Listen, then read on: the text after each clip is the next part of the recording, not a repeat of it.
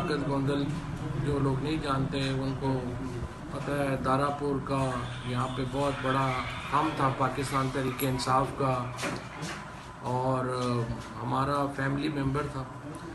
और जिस तरीके से आज ये अंदोनाक कत्ल हुआ उसके ऊपर पूरी तरीके इंसाफ जो जेलम की है वो इश्कबार है। हमारा बिल्कुल एक समझिए कि एक बाजू था जो अब हम में नहीं रहा, और बहुत ही एक दुख और अफसोस की इस वक्त कैफियत है।